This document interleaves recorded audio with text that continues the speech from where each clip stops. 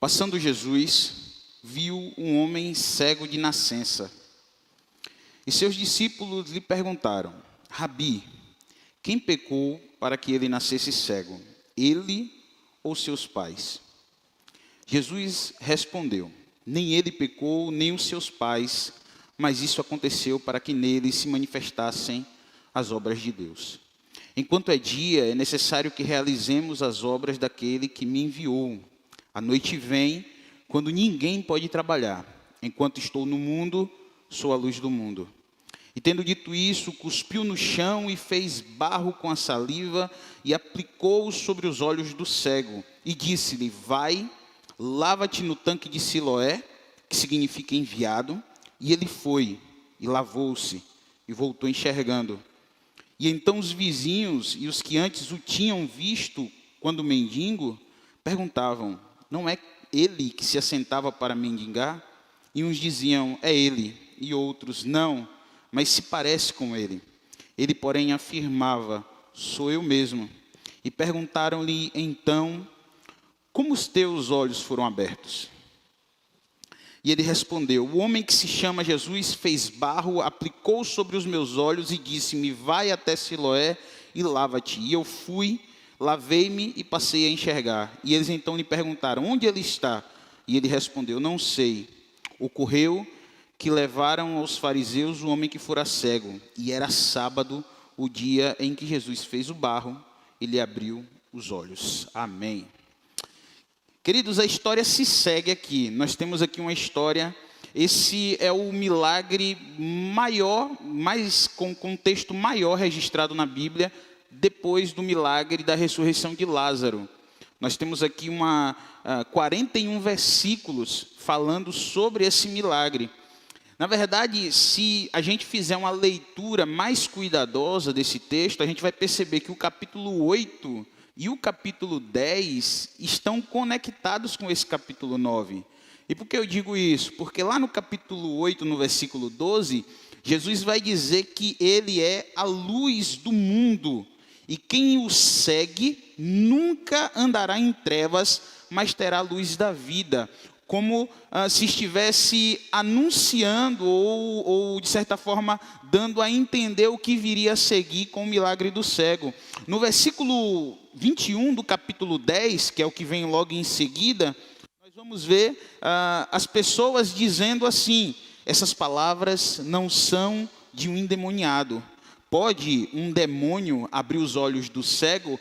Conectando esse versículo 21 do capítulo 10 com o milagre que nós temos no capítulo 9.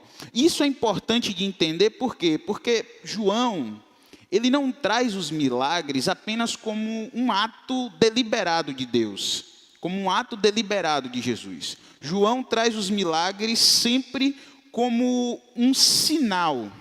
E essa é a palavra que João gosta de utilizar quando ele vai falar sobre os milagres que Jesus opera. Os milagres de Jesus nunca é uma ação qualquer, mas é sempre uma ação com o propósito de apontar a natureza divina e a natureza humana de Jesus. Esse, inclusive, foi o propósito que João escreveu o seu evangelho. Quando a gente vai lá no final do livro de João, ele diz: olha, eu escrevi isso tudo para que vocês creiam que ele é o Filho de Deus. Há um propósito muito claro, há narrativas selecionadas que Deus utiliza da mente de João para que ele possa escrever. E aqui você tem então os sinais, ou seja, algo que está apontando para uma realidade maior, para uma realidade superior. E é isso que Jesus faz. Jesus é a grande alegria, o grande prazer, aquilo que nós tanto queremos. Por isso que o milagre, que é uma intervenção divina sobre determinada área da nossa vida, não é simplesmente uma ação qualquer, mas é um apontar, é um sinal para o que de fato nós queremos e o que de fato nós precisamos, que é o próprio Jesus, que é a própria pessoa de Deus. Esse texto é muito conhecido e ele nos traz verdades muito, muito práticas. Ele começa dizendo aqui no versículo 1 que Jesus passou e viu um cego de nascença. E em seguida, queridos, no versículo seguinte, os discípulos levantam um questionamento a Jesus sobre o cego. Jesus viu um cego de nascença, mas os discípulos viram uma questão teológica. Aqui é uma diferença muito clara na forma como o olhar é feito. Tanto para os discípulos aqui, quanto para os fariseus, esse homem cego é uma possibilidade de debate teológico. Tanto para os discípulos quanto para os fariseus, a cegueira desse homem não é motivo de compaixão, mas sim motivo de questionamento. Eles estão aqui junto com Jesus e eles perguntam a Jesus: Jesus, quem foi que pecou? Foi ele ou foram os seus pais? É interessante porque eles estão utilizando uma lógica extremamente normal naquela realidade judaica, de que o sofrimento é o resultado de pecado. Para os judeus, todo sofrimento, todo pecado tinha uma relação direta, todo sofrimento tinha uma relação direta com o pecado. É por isso que quando nós lemos o livro de Jó, nós vemos que os amigos de Jó chegam e dizem para ele: olha, Jó, você precisa confessar, você precisa lembrar na sua mente o que você fez, porque a única explicação para todo esse mal que está acontecendo em sua vida é porque você fez algo de errado proporcionalmente ao mal que você está sofrendo. E os discípulos entendem essa realidade, não só eles, mas os judeus da época tinham essa forma de pensar, e eles então querem explicar o sofrimento como resultado de pecado. Ali está um homem cego. Cego não por uma doença que aconteceu durante a sua vida, mas cego de nascença. Ele já nasceu com essa deficiência, com essa dificuldade. Então, qual a explicação que se pode dar para esse homem? Há pessoas que utilizam muito a questão do pecado do pai. Eu lembro que o lugar onde eu cresci, o pessoal gostava muito de dizer isso, né? Gostava de dizer assim: olha, não fique falando essas coisas, porque quando você tiver filho, você pode pagar a sua língua. Você está vendo aquela pessoa ali, fulano de tal? Pois quando ele ainda não era novo, ou quando ele ainda não tinha nascido, os pais deles fizeram isso, fizeram aquilo, disseram isso, e hoje eles estão pagando pelo que eles falaram. Ainda hoje, essa lógica de pagar por algo que você comete é uma coisa extremamente normal. Os discípulos então utilizam a lógica: ora, será que quem pecou? Será que foram os seus pais que fizeram algo de grave e por isso então ele nasceu cego como uma punição pelo que eles fizeram? Ou será que na verdade os seus pais não têm culpa nessa história? A culpa está no próprio homem. E pasmem vocês, a cultura judaica defendia essa tese de que alguém poderia pecar ainda estando em nascimento. O Salmo 58, versículo 3, que eles utilizavam, dizia assim: os ímpios erram o caminho desde o ventre, e desviam-se os mentirosos desde que nascem. Eles também utilizavam a situação de Esaú e Jacó no ventre de Rebeca. Lá em Gênesis 25, 22, o texto diz que os meninos se empurravam dentro dela, pelo que ela disse: por que está me acontecendo isso? E então ela foi consultar o Senhor. Os meninos se empurrando no ventre de Rebeca, mas o Salmo 58 era suficiente para que eles abraçassem a tese de que ainda no ventre, de que ainda na situação de gestação, uma criança já poderia pecar e, portanto, o seu nascimento com algum tipo de problema seria um julgamento divino. De forma geral, queridos, sim, a resposta para a maldade e o sofrimento humano é sim um pecado. A ruptura que o primeiro casal faz com Deus gera a consequência direta de sofrimento e de mal, porque quando Deus termina de fazer toda a sua criação, ele diz: viu Deus que tudo era muito bom. E assim, depois que há a queda, assim depois que há o pecado do primeiro casal, há uma maldição que é lançada e os males então começam a acontecer. De forma geral, então, sim, o pecado é a resposta para o problema, para o dilema, para o sofrimento, para a maldade humana. Mas aqui, de forma específica, nem sempre essa é a resposta.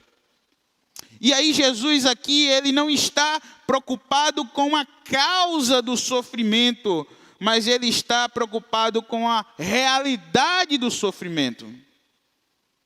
Entende? Onde os discípulos e onde as pessoas estão vendo uma questão teológica, Jesus está vendo uma pessoa. Onde eles estão vendo algo para ser debater, Jesus está vendo algo para se intervir. Apenas Jesus enxerga esse homem como gente. Apenas Jesus está olhando para ele como pessoa e se compadecendo dele. O que eu mais me surpreendo nesse texto é que os discípulos estavam com Jesus.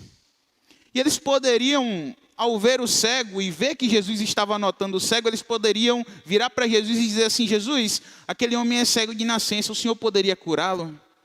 Eles poderiam olhar para Jesus e olhar para o cego e pedir que Jesus o curasse, mas eles não fazem isso. Eles pedem a Jesus que opine diante de uma divisão e de uma questão teológica. Queridos, uma das coisas mais terríveis que nós podemos ter é quando nós objetificamos o outro.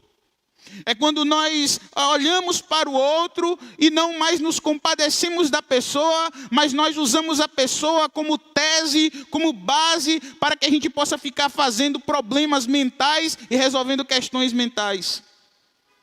Essa é uma das coisas mais lamentáveis que o ser humano pode fazer, porque ele deixa de se envolver com o outro, abstrai-se do outro, e apenas fica com a sua própria mente fazendo as suas elucubrações.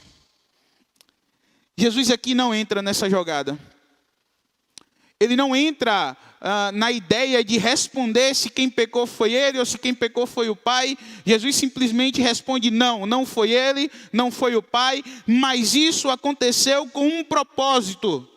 E o propósito é que Deus seja glorificado.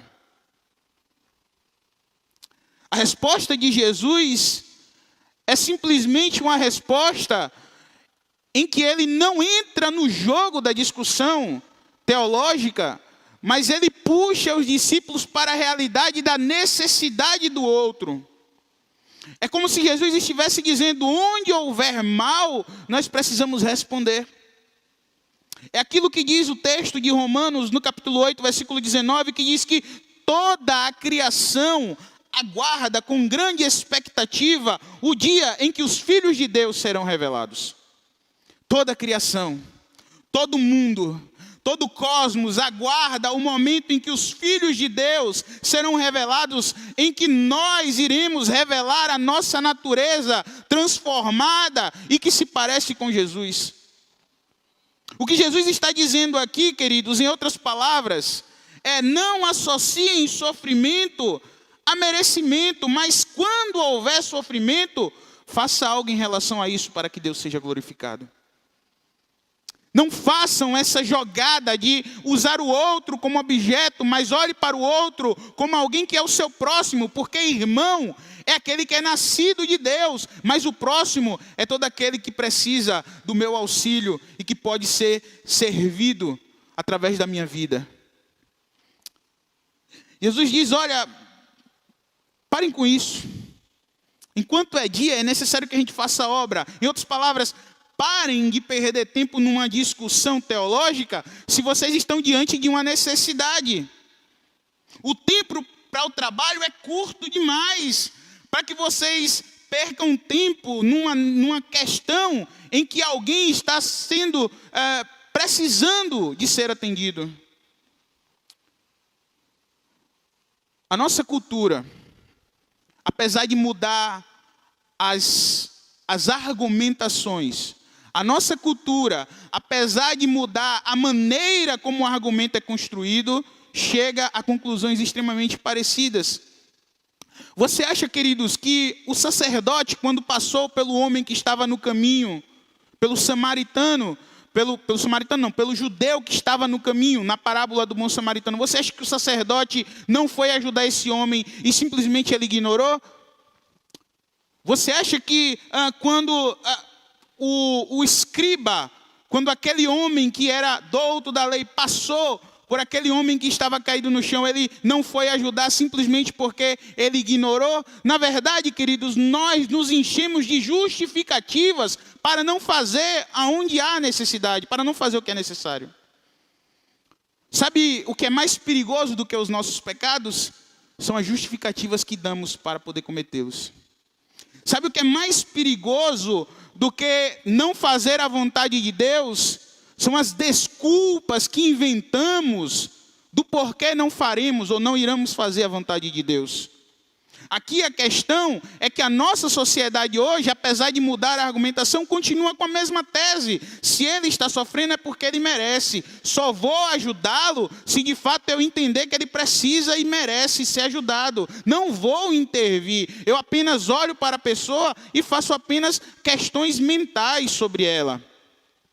Jesus está nos dizendo aqui, olha, não foi ele que pecou, não foi o pai. A questão não é essa, a questão é a necessidade desse homem. E há algo interessante no texto, porque Jesus diz assim, precisamos cumprir. Ele diz no versículo 4, precisamos realizar as obras daquele que me enviou. E aparentemente que há uma questão gramatical aí, porque ele diz, precisamos aquele que me enviou. Ele fala o precisamos no plural, mas ele diz que o envio está no singular. Porque o precisamos é uma fala de Jesus no sentido de identificação com ele, mas o envio é uma prerrogativa de Cristo. A realidade é que tudo que nós fazemos juntos com o Senhor. Tudo que nós nos colocamos à disposição de Deus para realizar, nós não estamos realizando com a nossa própria força, com a nossa própria capacidade, nós estamos realizando a partir dele. Então nós nos juntamos a ele na maravilhosa missão de falar do seu amor. Mas há um jogo de palavras interessante de João, porque Jesus diz assim, precisamos realizar a obra daquele que me enviou, e quando ele faz o lodo que coloca no olho do cego, ele manda que o cego vá se lavar num tanque que é chamado de Siloé, que há uma tradução dizendo que ele é o enviado. E Jesus, lá no final de João, lá no capítulo 20, no versículo 21, ele diz assim, assim como o Pai me enviou, eu também vos envio. Há uma identificação do discípulo com o seu mestre. Há uma identificação em que nós, como pessoas que fomos transformadas por Jesus, estamos nos juntando a ele nessa maravilhosa missão. Jesus então vai em direção ao homem e faz algo que nos deixa sempre preocupados do ponto de vista teológico. Ele pega um pouco de saliva, mistura com barro, amassa e coloca nos olhos do homem. É muito complicado explicar isso aqui. Não há nenhuma estrutura doutrinária, ou seja, não há nenhum mandamento para que a igreja faça isso. Pegue coisas e use como pontos de fé e de milagre, como algumas igrejas acabam inventando. Mas há uma questão aqui extremamente interessante. Hoje, quando nós nos machucamos, ainda temos o costume de usar saliva.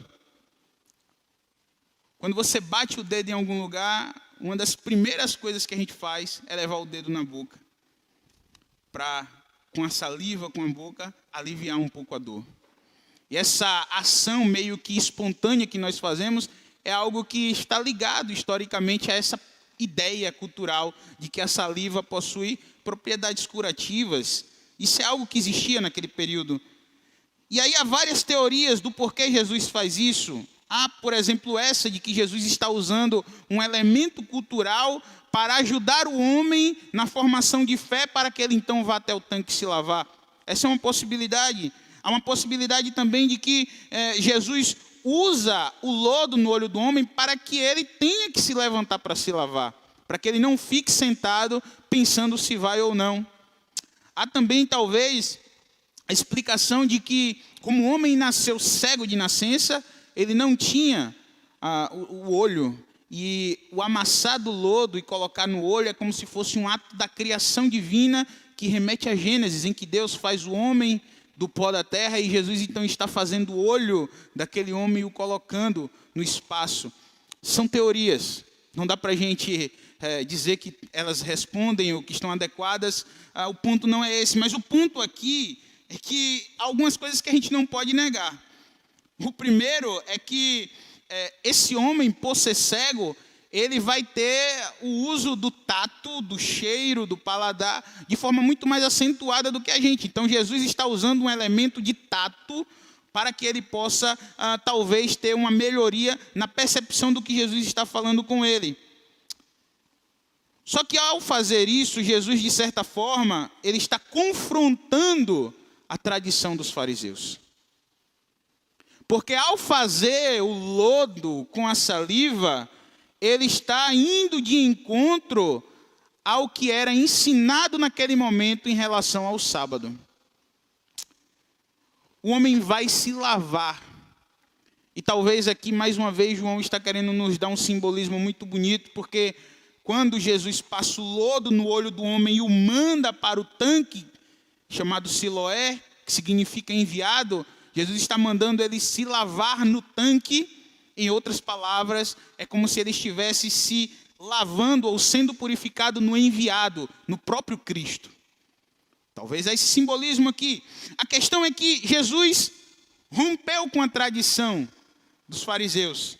E agora, mais uma vez, esse homem vira motivo de debate. E agora não a sua cegueira, mas a sua cura, e começa então o bloco maior que existe nesse texto, que é o bloco do interrogatório. Esse homem, ele cria todo um alvoroço por ele estar curado, então ele é levado para os fariseus para ser interrogado. Se vocês depois derem uma lida nesse texto de forma completa, vocês vão perceber que esse interrogatório tem 3 partes. A primeira é quando ele chega e é interrogado pelos fariseus acerca do que aconteceu com ele. Os fariseus não conseguem, então, chegar a um consenso e pedem para que chame os pais. E aí a gente tem o segundo momento em que os pais do cego é interrogado. Depois, não ficando satisfeitos com aquilo, eles novamente chamam o homem para um terceiro e último interrogatório. 3 etapas. E os fariseus estavam ali com um dilema muito complicado. Eles precisavam responder aquele milagre. Um homem havia sido curado. E essa cura não era uma cura qualquer. Essa cura era a cura de alguém que era cego de nascença. Ali há muito mais do que uma cura. Ali há uma ruptura com uma ideia de maldição divina sobre aquele homem. Não é somente dar vista a uma pessoa, mas Jesus está anulando de forma clara para todos que aquele homem não está sob a maldição e o juízo de Deus. Porque ao dar vista àquele homem, Jesus não apenas o dá um milagre, mas também diante de todos faz com que as pessoas não mais digam que ele ou seus pais pecaram ou que ele nasceu em pecado. Ele agora está liberto da sua exclusão. Os fariseus precisam julgar, mas é interessante que eles vão julgar já tendo a sentença sobre Jesus. No versículo 24, quando eles perguntam ao homem, eles dizem assim: sabemos que ele é um pecador. Ou seja, não está em jogo entender o que aconteceu com o homem para aí sim definir quem é Jesus. Eles já dizem: sabemos que ele é pecador, portanto você precisa nos dar uma explicação que confirme o que a gente já entende sobre Jesus. Havia um problema aqui muito claro. Havia um problema porque Jesus havia violado a Mishnah, a tradição, as regras dos fariseus. E ao fazer isso, para os fariseus, Jesus era um pecador. Mas Jesus havia curado um homem cego de nascença. Portanto, há um problema e Jesus não consegue ser encaixado na teologia deles. Jesus não cabe na teologia deles. A premissa dos fariseus está correta, queridos. Nós não podemos avaliar alguém como sendo de Deus porque a pessoa fez algum tipo de sinal miraculoso. Essa premissa está correta. Porém, nós sabemos que Jesus é de Deus. As ações, as palavras de Jesus eram de Deus. Portanto, o que estava errado era o entendimento dos fariseus que precisava ser redefinido. Não era a palavra que estava sendo violada, era a tradição. Portanto, Jesus não estava pecando, porque pecado é aquilo que Deus expressamente diz através da sua palavra, e não o que os homens definem através do que eles pensam com as suas ideias. Eu gosto muito da frase do Jaroslav Pelikan, que ele diz assim, que a tradição é a fé viva daqueles que já morreram, mas o tradicionalismo é a fé morta daqueles que ainda estão vivos. Os fariseus eram tradicionalistas. Eles haviam inventado um mundo de ideias sobre o sábado e haviam perdido a essência do que Deus havia estabelecido como mandamento. E como temos a tendência de querer colocar Deus em caixinhas, como há uma tendência de querermos enclausurar Deus e dizer e determinar como Deus deve agir, como Deus deve ser. Eu fico olhando, às vezes eu leio na história e eu fico impressionado com a conversão de um autor muito famoso chamado C.S. Lewis, em que ele se converte não com um sentimento de arrependimento, mas com um sentimento de que foi vencido no seu pensamento, na sua visão sobre Deus. Eu fico impressionado quando eu vejo testemunhos das missões Portas Abertas ou de outros movimentos, por exemplo, que diz que Jesus apareceu a muçulmanos e eles se converteram e eles foram transformados por Jesus. Eu fico olhando quando eu leio, por exemplo, o fator Melquisedeque de Dom Richardson, e ele começa a dizer sobre a forma como Deus agiu em algumas tribos, a maneira como o evangelho foi pregado, ainda que ninguém tivesse chegado lá, e que os povos daquelas tribos isoladas já tinham alguma ideia sobre Deus, mesmo antes de que missionários chegassem lá, e eu fico olhando e eu digo, meu Deus, isso aqui não cabe na minha percepção teológica. Isso aqui não dá no meu entendimento bíblico, naquilo que eu entendo ser, de fato, a ortodoxia bíblica, não cabe. Mas o que a gente vai fazer? A gente vai dizer, isso não é de Deus. Não, queridos. Aqui está algo muito claro. Eu não posso enclausurar o Espírito Santo, nem enclausurar quem Deus é. Eu preciso entender que Deus, com a sua liberdade, vai agir desde quando a sua palavra não seja deformada ou colocada em oposição, mas Deus pode fazer. E aqui o que está em jogo é exatamente isso. Não é a palavra de Deus que está sendo quebrada. Jesus não está quebrando nada da palavra. O que Jesus está confrontando é a tradição desses fariseus.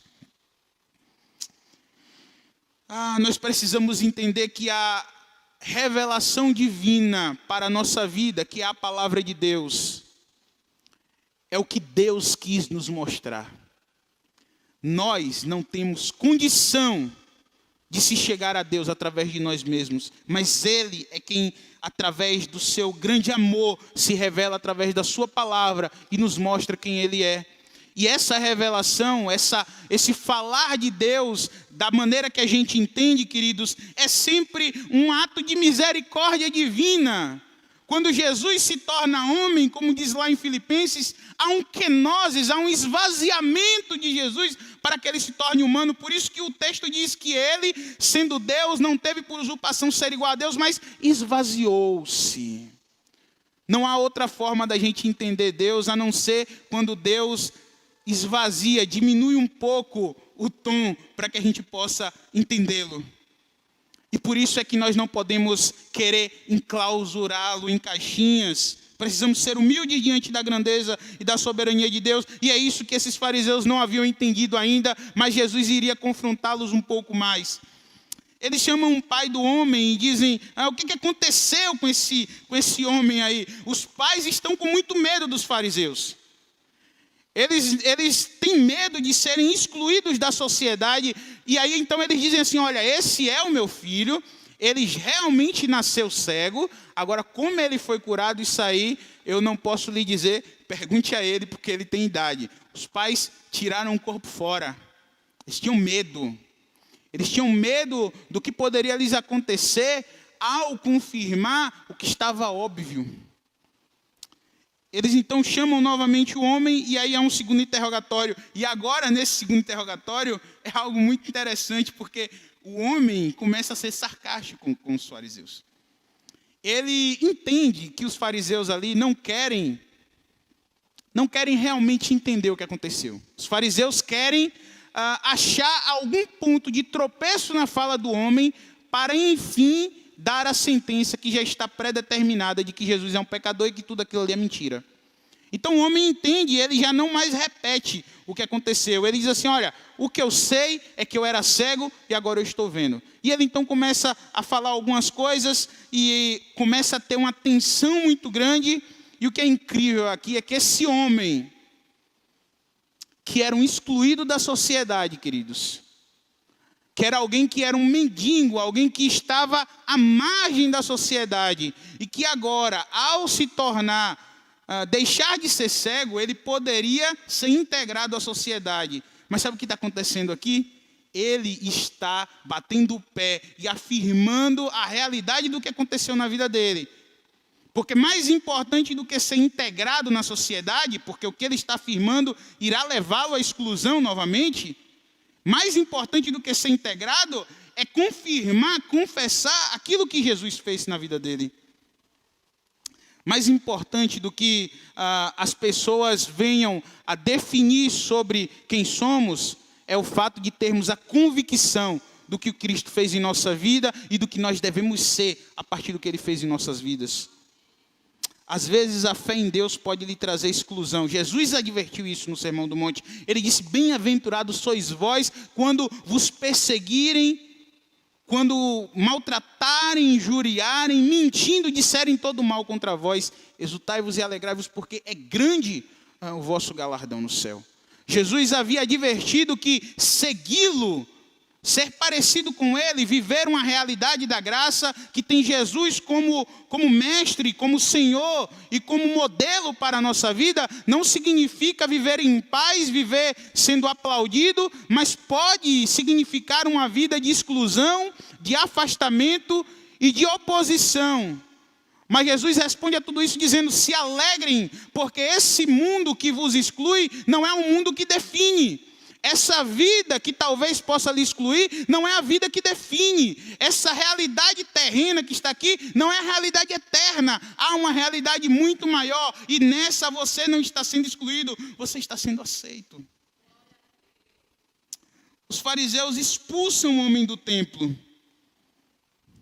E eu acho maravilhoso o que o Crisóstomo diz sobre essa passagem. Ele diz assim que os judeus expulsaram do templo, e o Senhor do templo o achou. Ele foi expulso pelos homens daquele lugar, mas Jesus vai ao encontro daquele homem para poder trazê-lo. É interessante que os fariseus acabam confessando, ainda que não queriam, o milagre que ocorreu. Quando eles estão chateados, porque o homem é sarcástico e o desafia, o homem diz assim, vocês estão querendo que eu conte de novo a história? Por acaso vocês estão querendo ser discípulos dele? Vocês estão interessados demais. E eles então explodem, nós somos discípulos de Moisés, seja você discípulo dele, você nasceu em pecado e quer vir nos ensinar. Olha que coisa interessante, eles estão confirmando o milagre. Eles estão dizendo, você nasceu em pecado. Em outras palavras, você nasceu cego. Olha que coisa interessante, o ódio, a amargura desses homens fazia com que mesmo diante do óbvio, mesmo diante de algo irrefutável, eles continuassem presos à sua amargura e à sua oposição a Jesus. E eles dizem, você nasceu inteiramente pecador. Quem foi que não nasceu assim? Como é fácil apontar o pecado do outro. Como é fácil enxergar o argueiro que está no olho do outro e não ver a trave que está no meu. Como é fácil para aqueles homens dizerem, você nasceu inteiramente em pecado. Mas a realidade bíblica é que todos nasceram a partir da descendência de Adão em pecado e em rebelião com Deus. Eles não estão afirmando nada errado. O problema é que eles estão achando que eles não estão nessa realidade também. Nós chegamos na parte final em que Jesus encontra esse cego. E ele então vira para o cego e diz, você crê no Filho do Homem? E Filho do Homem aqui é um título messiânico. É como se fosse um filho de Deus. É uma ideia de filiação, de relação, de natureza divina. Ele diz, você crê no Filho do Homem? Ele diz, quem é? Porque até então esse homem não havia visto Jesus. Isso é algo muito interessante. Jesus manda que ele vá se lavar, ele se lava e Jesus some da história. Ele volta vendo, encontra as pessoas e vai para o templo. Ele não vê Jesus. Ele está vendo Jesus agora, depois de ter sido expulso. Jesus diz, você crê no Filho do Homem? Creio. Eu sou esse Filho do Homem. E ele então o chama de Senhor. E se prostra e o adora. E a palavra para se prostrar aqui é de fato se colocar em reverência a Deus. Jesus então diz que veio para anunciar julgamento. E à primeira vista isso parece contradizer o que diz lá em João 3,17, quando Jesus diz assim, eu não vim ao mundo para julgar. Aí Jesus diz aqui que ele veio trazer julgamento no versículo 39 para esse mundo. Mas aqui não é uma contradição. Aqui não é uma contradição. Porque o versículo 19 lá do capítulo 3 diz assim, este é o julgamento. A luz veio ao mundo, mas os homens amaram as trevas e não a luz, porque as suas obras eram más. Este é o julgamento que está agora de forma extremamente clara na situação desse homem que era cego. A luz veio ao mundo. Aquele que era cego teve os olhos abertos e confessou a Cristo como Senhor. Mas alguns homens amaram mais as trevas do que a luz. Por quê? Porque eles tinham obras más. Cada vez que o homem se defronta com Jesus, ele emite para si um juízo. Ele emite para si o que Paulo diz lá em 2 Coríntios 2, que para nós que somos salvos, Jesus Cristo é fragrância de vida, mas para aqueles que estão padecendo, é cheiro de morte. Jesus, ao ser defrontado, acaba emitindo juízo, porque não há como você ser neutro em relação a Jesus.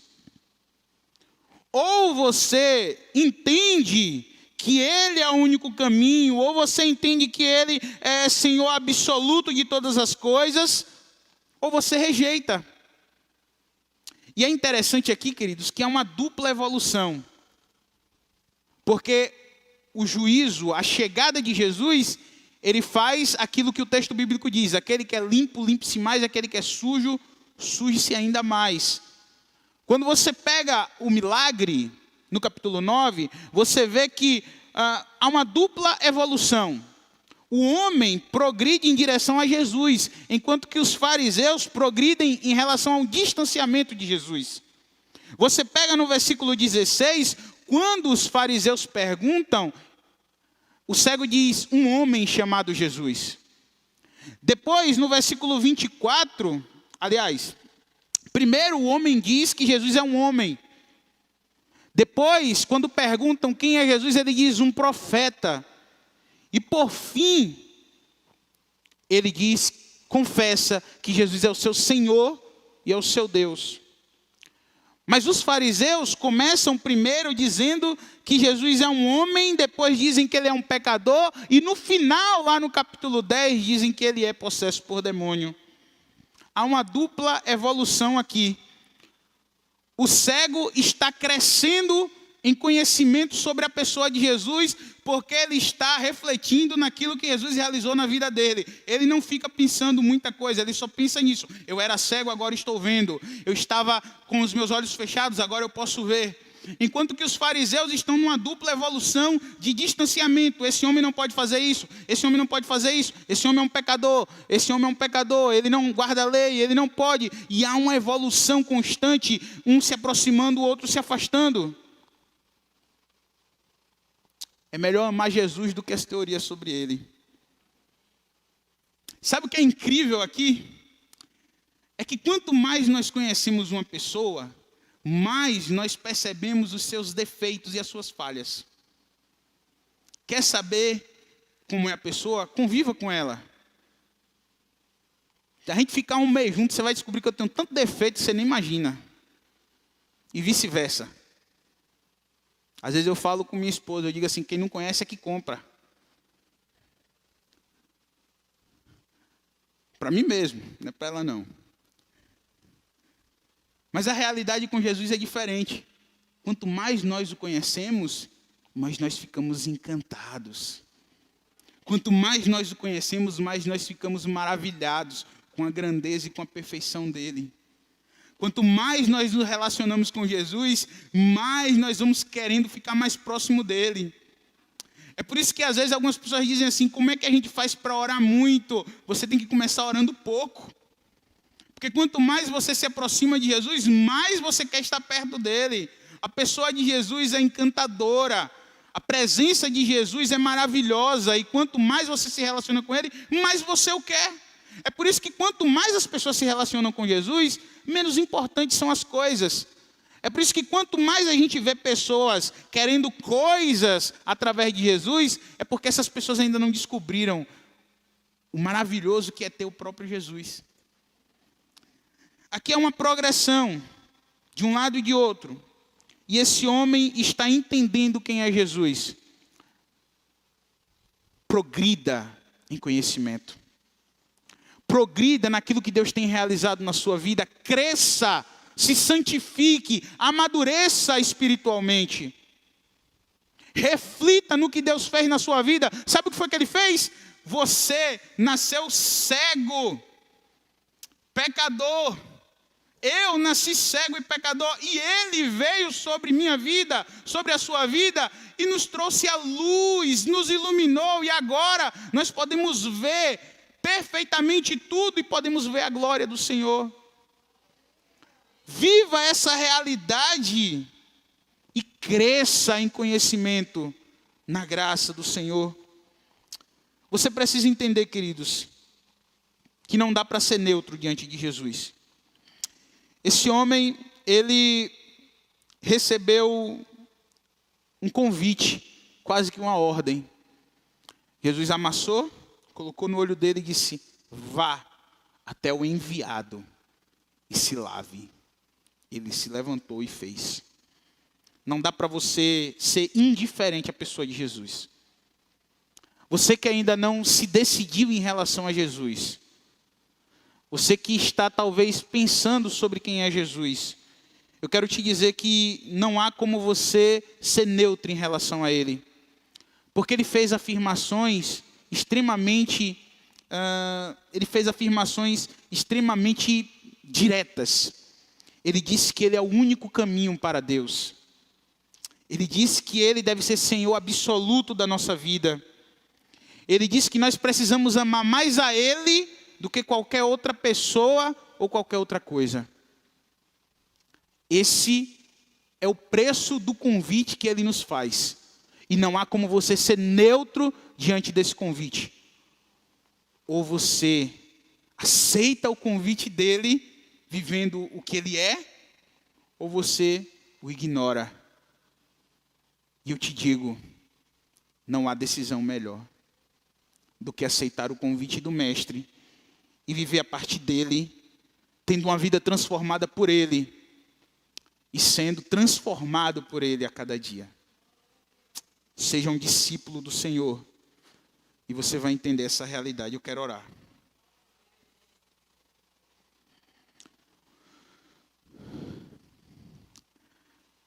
Senhor Deus e Pai, Deus, nós te rendemos graças, Senhor, pela Tua palavra.